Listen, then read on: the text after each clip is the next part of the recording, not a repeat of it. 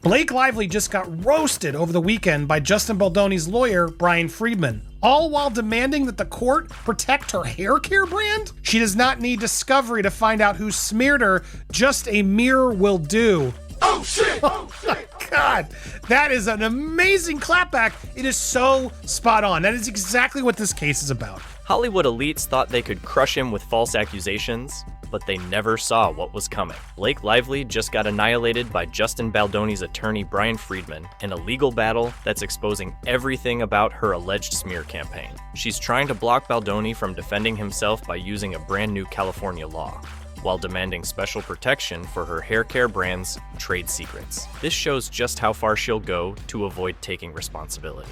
But listen to this. The drama surrounding It Ends With Us has reached nuclear levels as Blake and Justin's legal teams exchange devastating blows that have left her reputation hanging by a thread. The conflict, which started as whispers about on-set tensions, has exploded into an all-out legal war, with serious implications for how Hollywood handles accusations.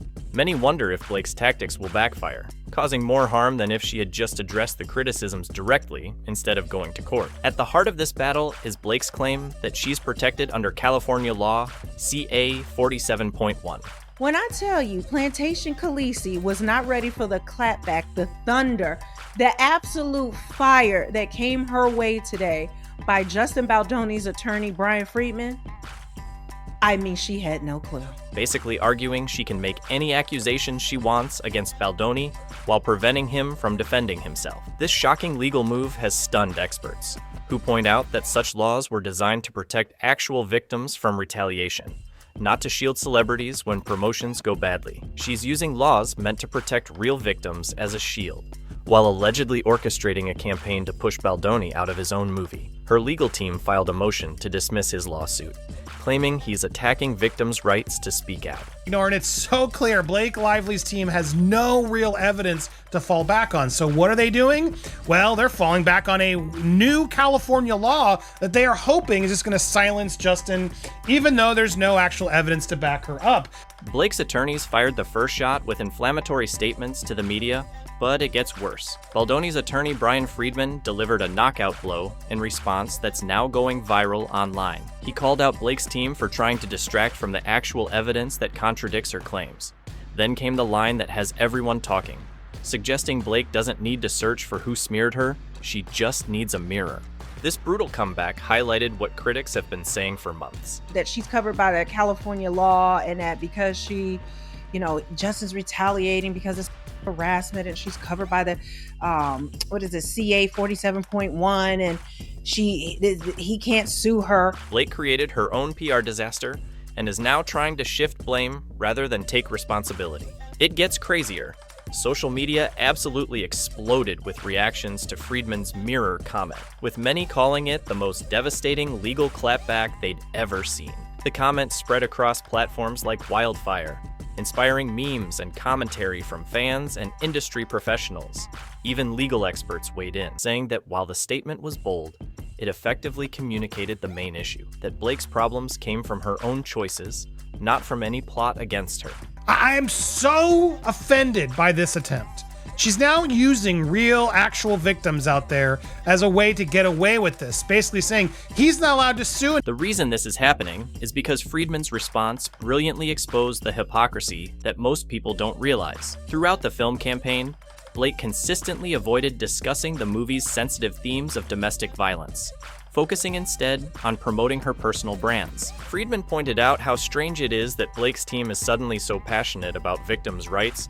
It's also surprising that Miss Lively and her team are suddenly speaking so passionately about the hard-won rights of the survivor community, considering she sidestepped this topic for the entirety of the film campaign, focusing instead on her hair care and alcohol products. When she sidestepped these topics during the entire film campaign, this self-serving approach caused real backlash from fans and media. Yet now, she's positioning herself as a champion for victims' rights, a contradiction that domestic violence advocates have called out as tone-deaf. And that's not all. The public perception has dramatically shifted against Blake as more behind-the-scenes details come to light. Many viewers turned against her when they saw Justin being excluded from promotional events, despite being the director and a passionate advocate for domestic violence awareness. She does not need discovery to find out who smeared her. Just a mirror will do. Oh shit! Oh my God. That is an amazing clapback. It is so spot on. That is exactly what this case is about. There are reports of Blake demanding separate press appearances and refusing to share the spotlight with Baldoni, even though their characters' relationship was central to the film's story. While Justin consistently spoke about the important messages in the film, Blake was criticized for promoting Betty Buzz drinks and haircare products during press for a movie about serious trauma. But here's where it gets really interesting. This case is testing completely uncharted legal territory. Section 47.1, which took effect January 1st, hasn't been addressed in a single published court decision. You are trying to defend yourself, so how dare you to silence victims? It is truly, truly sickening. Legal experts say this isn't simply about Blake versus Justin. The court's treatment of this law will become a precedent for future cases. If Blake succeeds in using this victim protection law to shield herself from scrutiny, it could have serious implications for legitimate victims. Several prominent attorneys have stated that this case could establish dangerous precedents about how victim protection laws are applied in high-profile disputes. Blake's evidence problems are becoming more obvious as legal analysts examine the timeline of events. Her claims of a smear campaign supposedly began on August 9th, but evidence shows she was facing criticism for her own behavior long before that date. The movie did okay, but you didn't do okay. The movie did okay. You got the backlash for what you chose to do. And that's on you. That's not Justin's fault. I fully believe this, and it's disgusting. What's especially telling is that August 9th actually marked the beginning of negative press for her husband, Ryan Reynolds, leading some to speculate about his involvement behind the scenes. Entertainment journalists have noticed this suspicious timing, questioning whether Blake's legal action is partially motivated by a desire to shift negative attention away from her husband's projects. Sources familiar with the messages claim they actually show normal production conversations, rather than any coordinated effort against Lively. This raises serious questions about the foundation of Blake's entire case. Here was it is. Section 47.1, which took effect on January 1st, has not been addressed in a single published or unpublished judicial decision. Thus, the court's treatment of the statute will become a matter of first impression. Mandatory award of... So anyway, this is clearly a big deal.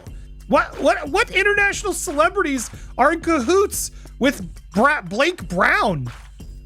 This is weird. This is absolutely weird. I don't understand it. Industry insiders suggest this desperate strategy could indicate she's more concerned with controlling the narrative than pursuing legitimate legal grievances. And just when you thought it couldn't get worse, her team filed an 800-page motion demanding confidentiality for anything related to her Blake Brown beauty products, claiming the need to protect confidential trade secrets.